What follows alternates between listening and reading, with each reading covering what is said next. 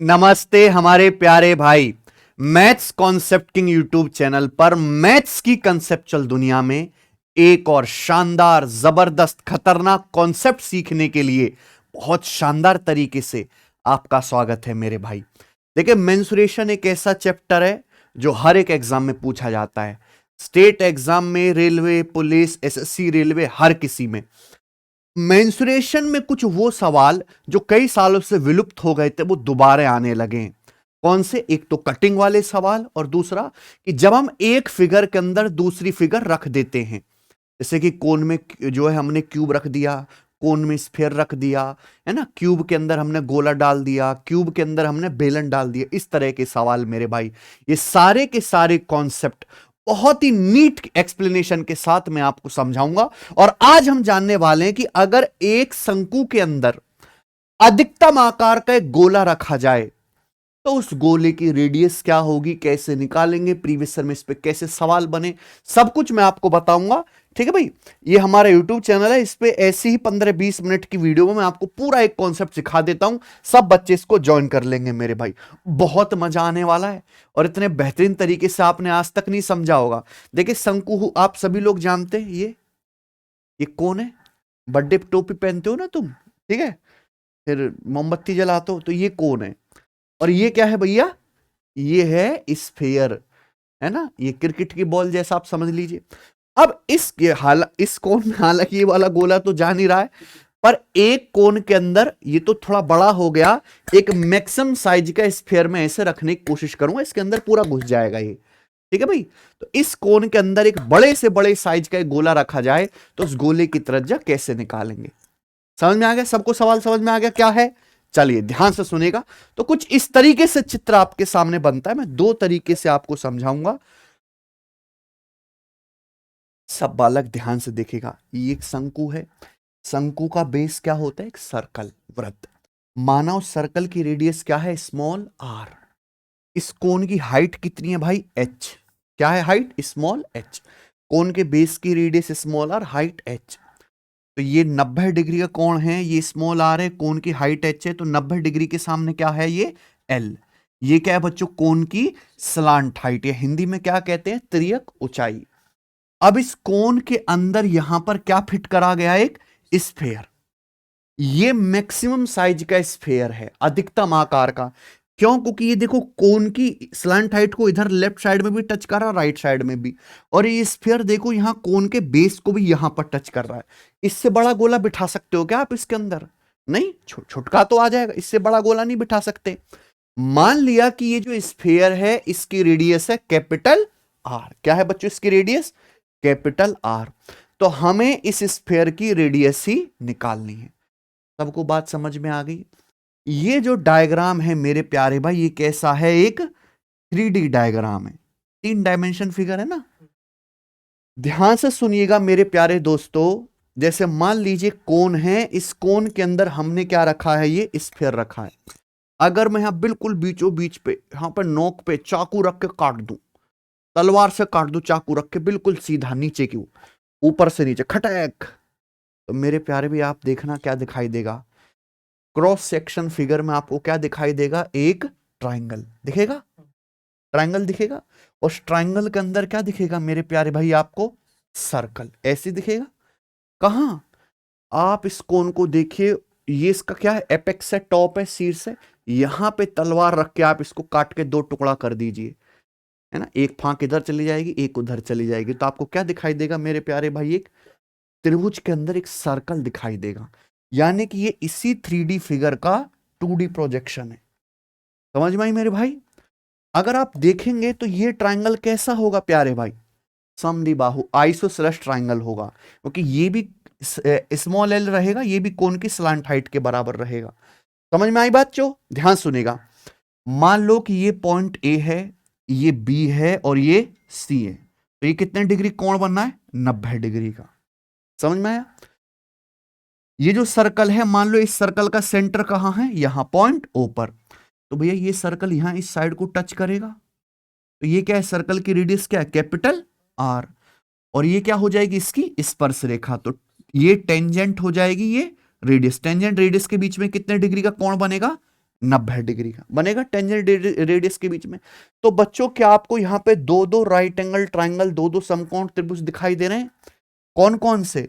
एक बड़ा वाला राइट एंगल ट्राइंगल एबीसी और एक छोटा वाला एपीओ। दोनों राइट एंगल ट्राइंगल में ये वाला एंगल कॉमन है भैया, थीटा। ये भी 90 डिग्री है, ये भी 90 डिग्री, दो कोण बराबर हैं, तो तीसरा एंगल ऑटोमेटिकली इक्वल हो जाएगा। और किसी बालक को कोई परेशानी?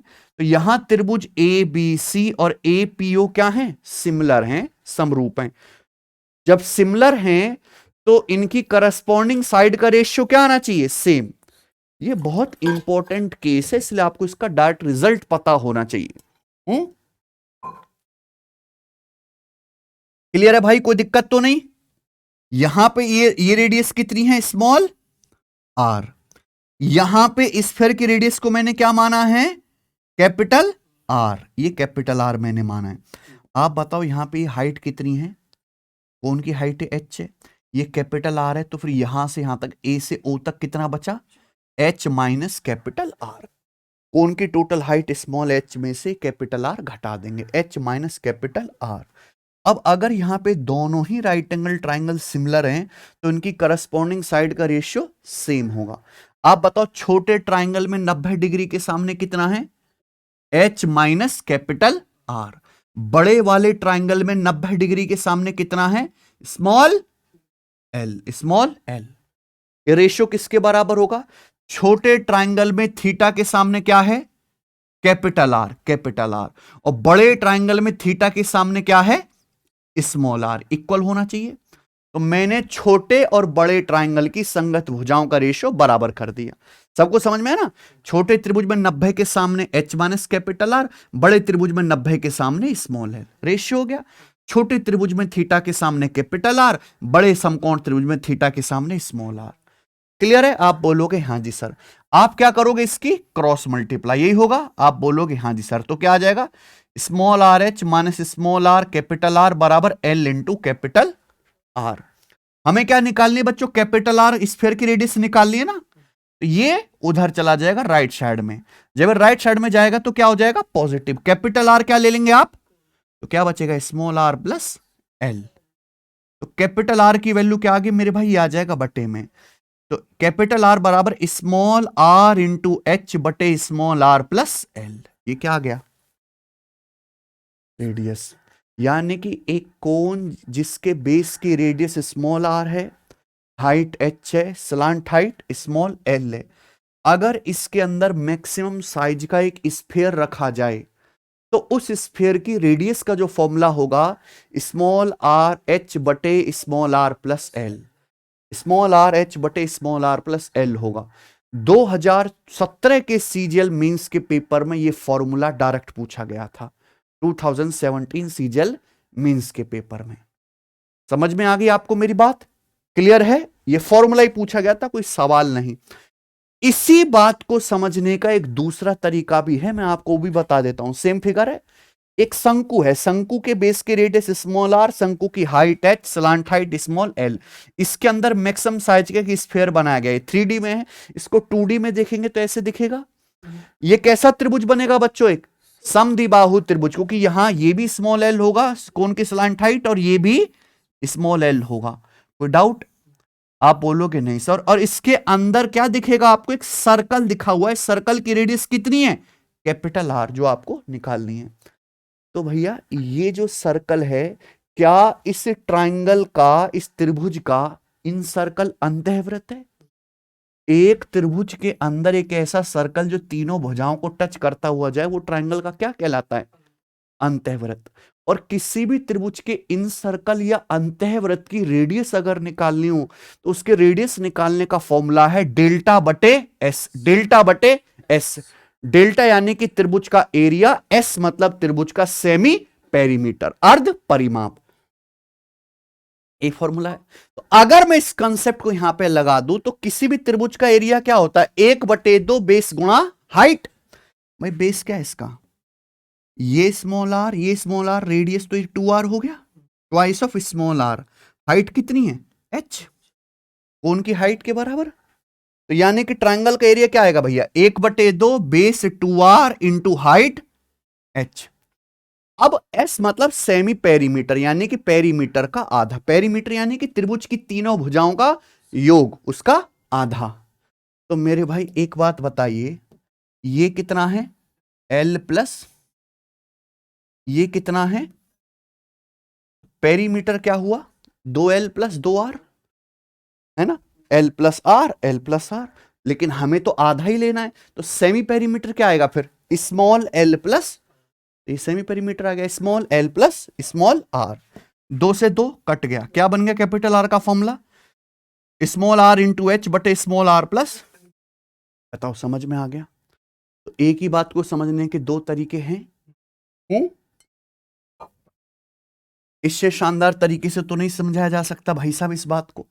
तो अगर कोई भी कोण radius small r, height h और स्लैंटाइट l स्मॉल l है, उसके अंदर एक गोला बनाया जाए अधिकतम आकार का, या तो अधिकतम आकार बोले, अधिकतम आयतन बोले, एक ही बात है। तो उस गोले की रेडियस का फॉर्मूला स्मॉल r h बटे small r plus small l। समझ में आ गया, याद रहेगा मेरे भाई। अगर आपको अच्छी तरीके से पता चल गया है तो इस पर बेस लेटेस्ट सवाल आप मुझे करके दिखाइए। CGL 2025 के प्री के पेपर में सवाल आया है ये अभी, बीच में सवाल कतई आना बंद हो गए थे, अब ये दोबारा से आना शुरू होंगे मेरे प्यारे भाई। मैं फिर से बता रहा हूं, तो ये जितने भी तरह की वैरायटी है सब अच्छे समझ लीजिएगा। एक लंबवृत्तीय शंकु है, कोण है, शंकु की त्रिज्या कितनी है 7 centimetre, height 24 centimetre. A sphere is placed inside the cone such that it touches the base and the slanted surface of cone। यही मैंने बताया कि भाई अगर किसी कोन के अंदर ऐसा स्फीयर बनाया जाए कि ये बेस को भी टच करे और स्लांट हाइट को भी टच करे, स्लांट सरफेस को भी टच करे कोन की, तो स्फीयर कैसा होगा, मैक्सिमम साइज का, मैक्सिमम आयतन वाला। तो आपसे पूछा है find the radius of inscribed sphere, इस गोले की त्रिज्या क्या होगी। समझ में आया, कोई डायग्राम बनाने की जरूरत नहीं है, बिल्कुल अच्छी तरीके से दिमाग में बिठा लीजिए कि यहां पे जो शंकु है, शंकु की त्रिज्या कितनी है 7, हाइट कितनी है 24। तो मुझे बताओ स्लांट हाइट कैसे आएगी, पाइथागोरस थ्योरम, 7 24 25 पाइथागोरन ट्रिपलेट होता है, तो कोन की स्लांट हाइट कितनी आ जाएगी 25। इसके अंदर जो स्फीयर बनाया गया है उसकी रेडियस का क्या फॉर्मूला, स्मॉल आर एच बटे स्मॉल आर प्लस एल। केवल आपको यहां पे वैल्यू रखनी है, स्मॉल आर है 7, हाइट कितनी है 24 बटे स्मॉल आर प्लस एल, यानी कि 7 जमा का 25, 7 प्लस 25 32।